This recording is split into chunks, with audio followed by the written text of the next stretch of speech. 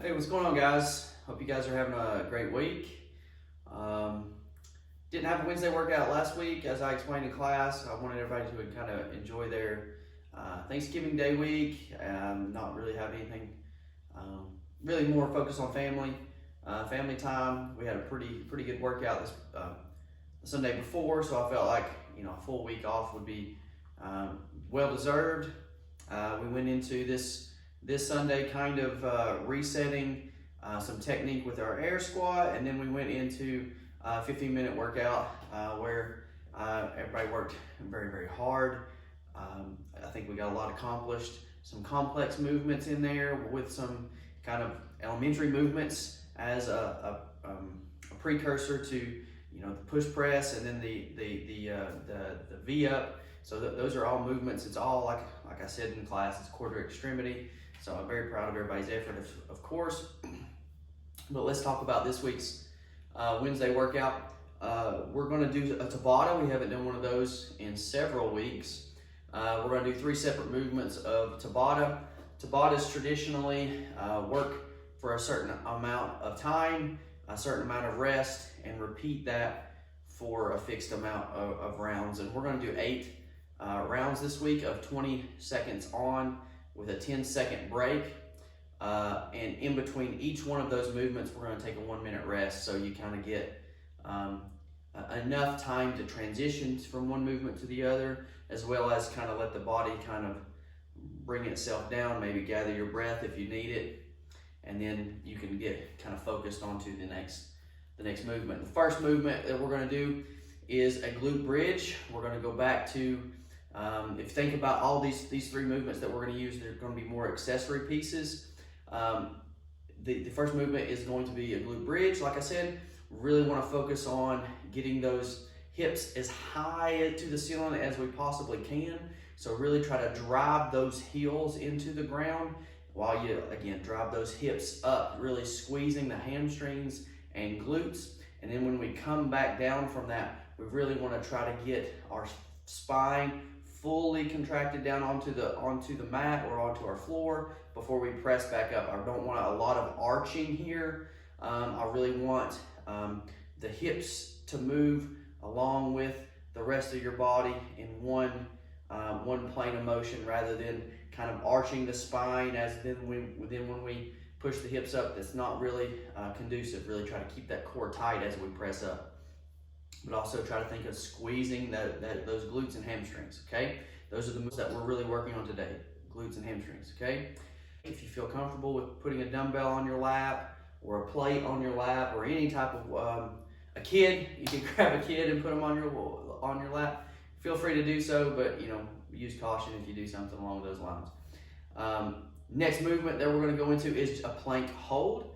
On the elbows here, if the elbows are if this becomes very stressful on the core, especially after the last movement, maybe go into this push-up position where we're kind of just holding the push-up, the top portion of the push-up. But if you can, hold them on those elbows, 20 seconds on, 10 seconds off for 8 rounds, excuse me.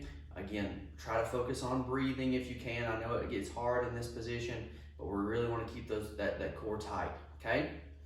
Try not to get the butt high up in the air. Try to keep that normal plane of motion, or excuse me, that normal plane fixed from the top of from your head all the way down to your toes in one fixed position. Again, minute rest after that. We're going to go into a wall sit. Try to get down there to parallel if you can. Again, I'll just like I did for the glute bridge.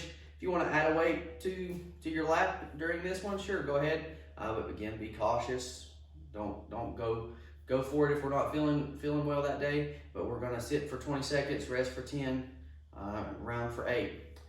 I only have you all doing this one total time through, but I'll leave it up to you all as far as if you feel comfortable and confident in going through that again, sure. Or maybe you do it once, rest for a little while, and you want to do it again, sure, go for it. This shouldn't be too brutal on the system to where you can't recover from it. And secondly, these are really, like I said, more accessory pieces to where we're developing these muscles in positions to where when we go to perform them within our conditioning piece or Metcon at class, they know how to move and fire. And I really want you to focus on feeling these muscle groups activate, especially when we do the plank, and even more so when we do that glute bridge. I want you to actually feel these muscles switch on and switch off. Once we have that ability to know which muscle groups to turn on and turn off at certain points within workouts, that way we know during when we're performing an exercise, we can feel it working, and we feel the appropriate muscles working at the appropriate time.